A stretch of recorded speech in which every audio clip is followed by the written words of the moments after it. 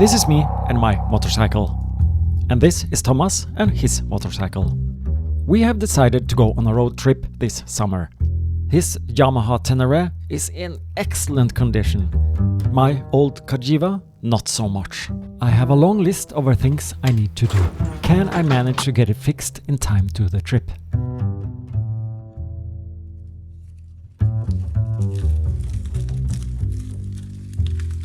Today starts perhaps the most challenging but also the most fun project so far when it comes to fixing my Cagiva. And that is reworking the instrument cluster. My speedometer and my tachometer, none of them are working. The units themselves are working, but the drive unit at the wheel for the speedometer is broken. And the wire for the rev counter is broken. Could of course try to replace it with used parts or found something, but I really want to upgrade with a tablet style dashboard to have a GPS, navigation and all kind of modern functions. So yes, it will be a big job. See how I can do that.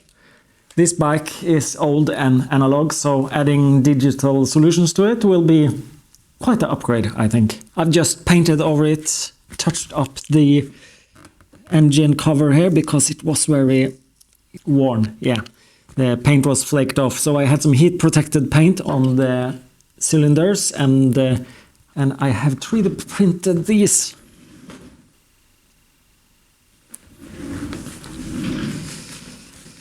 And I think this will fit nicely. This one. And then I prepared a 600 grit sandpaper. Let's see if I can get this to cut the logo shiny again. Yes. And now that the engine looks decent, then it's very obvious how bad the seat cover is. I have bought a new one. I don't think it's that big of a job to replace it. And the side cover as well need to be painted and fixed, but I need to stick to my prioritized list now.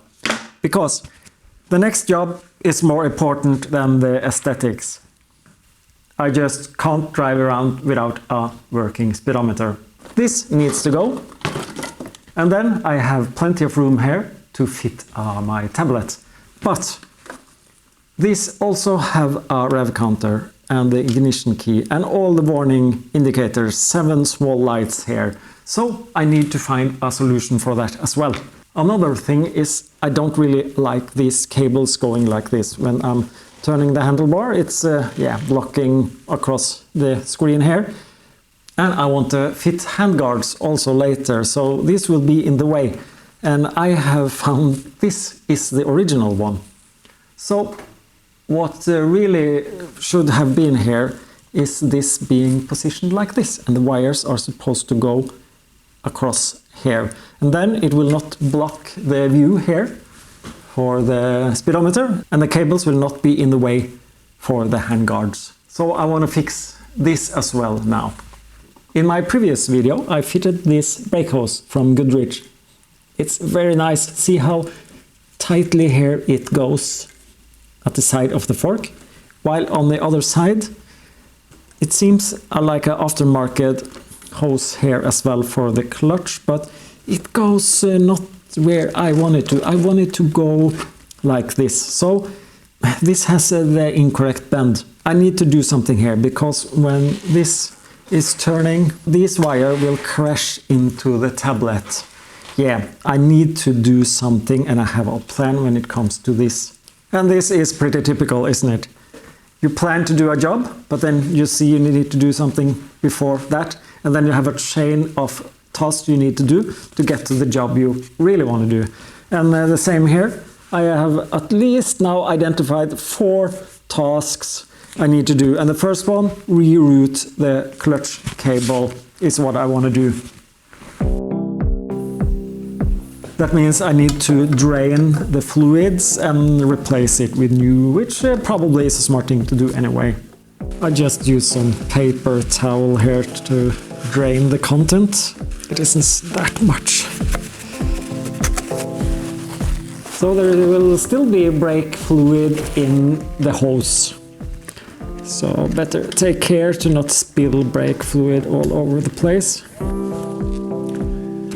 The clutch hose is of course going under the tank and over to this side to connect to the clutch. So I need to take off the tank, which for me is no problem. I almost do it on a daily basis.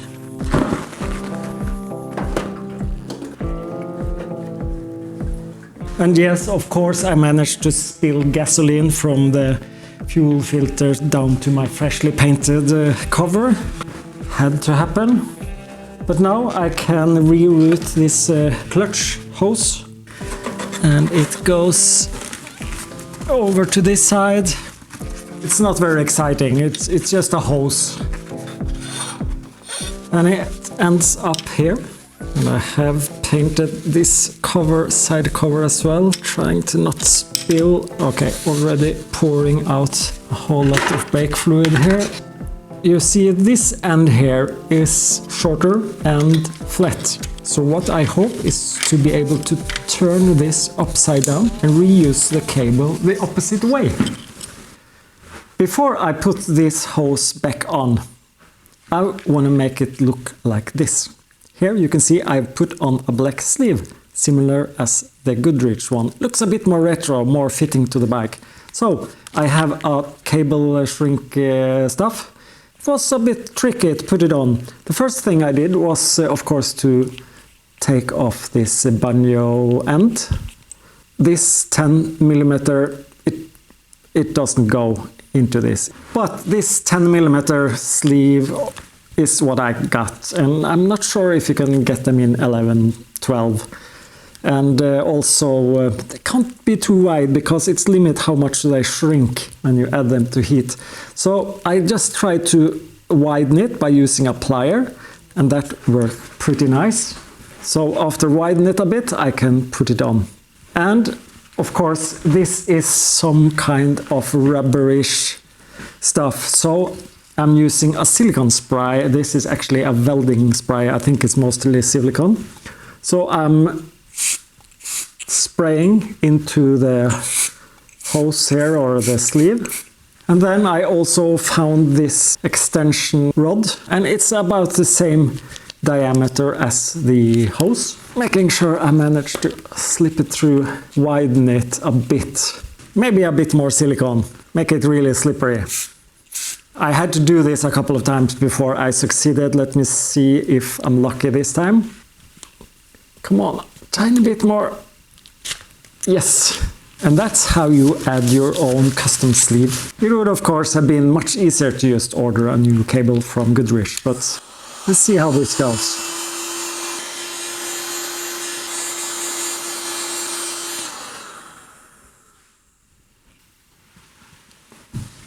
Okay, and then let me see, there it is. Then it's just to put back the retro looking cable the opposite way. I don't think the hydraulic fluid matters what's up and what's down on the cable. I think actually the cable looks more suitable this way.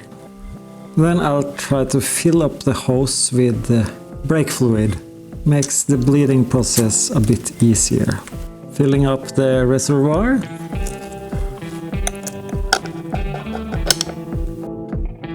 Then it's time for the bleeding process.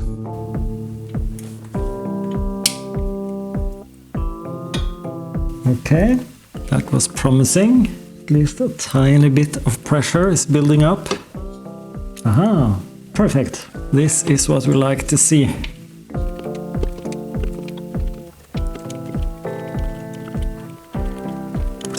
And the bleeding is done. No problems. Everything went as it should.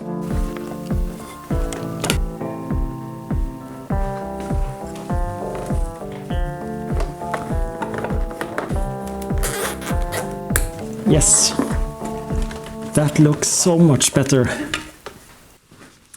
And the next task is then to replace the throttle handle. Here is the one that was fitted on the bike. I will be replacing the cables as well. I got the suggestion on using bicycle gearing cables because they normally has Teflon inside. So I bought a kit of that. Much smoother travel. This is the rubber piece, very worn. I'll replace this as well. This is a Tomaselli, very good throttle handle that was fitted on the bike, and it has this twin pull function. That means two cables and they're pulling on both of the cables because they're going down to each of the carburetors.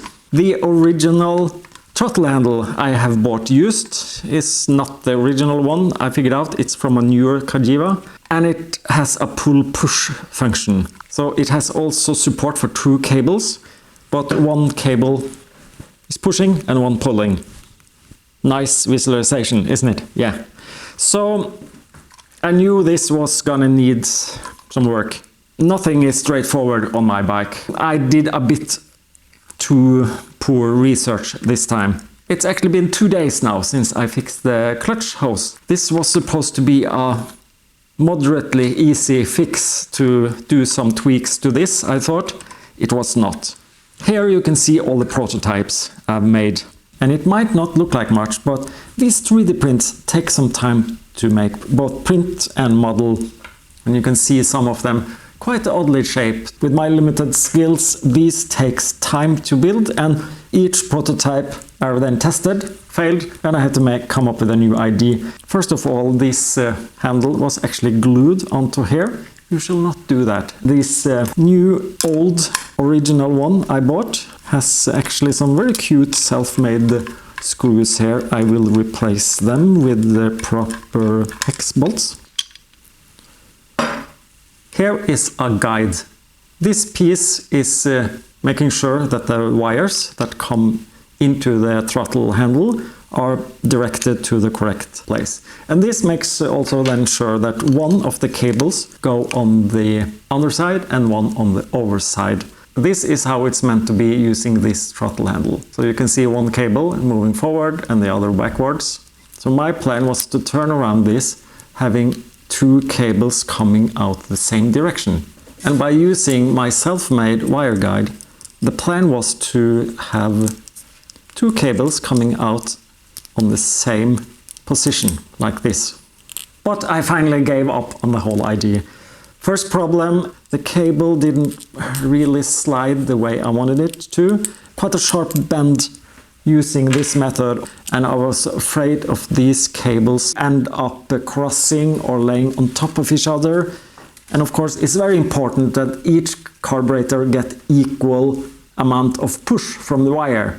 If one of the wires are ending on top of the other inside the throttle handle, it will push more on the outer cable. I didn't feel confident that this would work, converting a pull-push throttle to a pull-pull. Push-push, pull-pull, yeah. Then I finally did what I should have done all the way, and that was to take a look at the schematics. How was this supposed to be originally on the bike? And as far as I could see, it's supposed to be only one cable coming out of the throttle handle, only one pull, and then have a splitter. So I had been a bit fooled by the aftermarket Tomaselli throttle handle that was fitted on my bike. I was pretty sure it was supposed to be a twin pull throttle handle that was originally on the bike. But, well, now I know. I need a splitter instead. And I could have bought that long time ago. They are not very expensive. But I thought, okay, then let me 3D print a splitter instead. That means I can use this throttle handle as it is, only use one of the sides. And then I could really just use this original wire guide. But I decided I want to improve it because this is not optimal. So I made a 3D print that is a bit better, I think. By adding this Teflon tube inside, I will get a much smoother movement of the cable. My 3D print fits perfectly. So this will be just a smoother gliding for my custom bicycle gearing cable. Otherwise, just use this throttle body as a single pull type. And when it comes to the splitter, I decided to build one myself using this old-fashioned type of cable connectors. In Norway we call this a sukkerbit, piece of sugar. I tried different kind of layouts for how to build an enclosure for the splitter. Here you can see I have connected 2 wires on one side, one on the other side, using the internals from the connector here. And this was the first working prototype. It's very easy. You just put this inside here. You have 2 output there. And then you put on the lid like this. And the idea here is to put on strips around. And then you have 1 input and 2 outputs. And it runs pretty smoothly. The problem though with this is it's a bit long. And I don't have much space on my motorcycle. So my second idea was even better, was to build an enclosure closer to the handle. If you can see originally, this is covering up the input of the wires. I decided to just remove this and put the enclosure, and put the enclosure all the way close to the... This is just a bit difficult to explain. Let me just assemble it, show you how I do it, and you will understand it.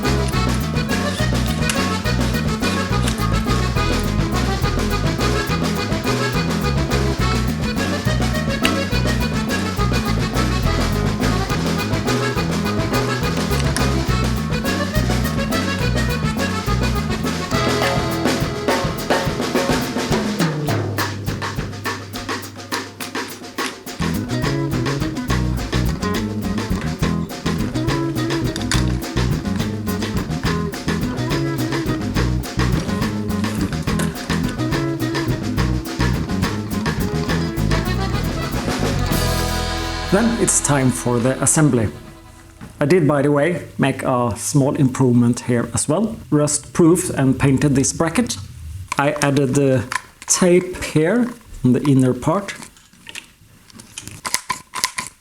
And it now works perfectly. And these bicycle cables are pretty nice. They have this protective part to put on the bottom here. So to avoid getting dirt at the bottom part. And of course, new hex bolts. Then this should be hopefully a pretty easy job.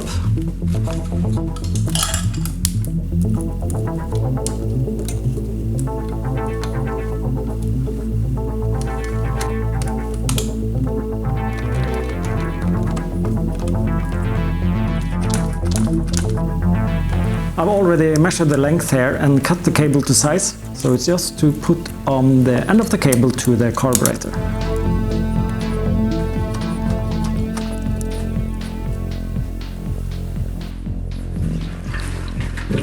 So let me just temporarily put on the tank. See how it now looks. And then let me test with my new tablet, the Hugerock X70. It looks pretty nice, like this. And then I should be able to turn all the way to the left and then all the way to the right. It goes, barely, but it does. Perfect. Did I mention I have partnered up with the Hugerock? So if you want to buy a tablet like this, you can use the link in the description. I get a kickback for it, so you will support my channel, but you will also get a discount using the link. I think this is a superb tablet, extremely bright and rugged, and yeah, I will of course test it a lot. So stay tuned for more information about this tablet. I'm just not ready to install it yet. I would really like to know that my throttle cables are working properly But I can't start it now because I have no ignition key. I have prepared a solution for that as well. I have already loosened this cover here, so I can take this off. So this is the original cover here. And I have bought a new ignition key and it fits to this. So I have 3D printed different test pieces here. This is similar sized as the original one.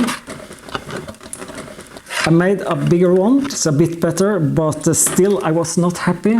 This third one is the best one so far, I think. But maybe it is just a bit big. I don't like this 3D printed finish though, it's much too shiny. So I will sand it down and paint it with a more matte, non-glossy paint.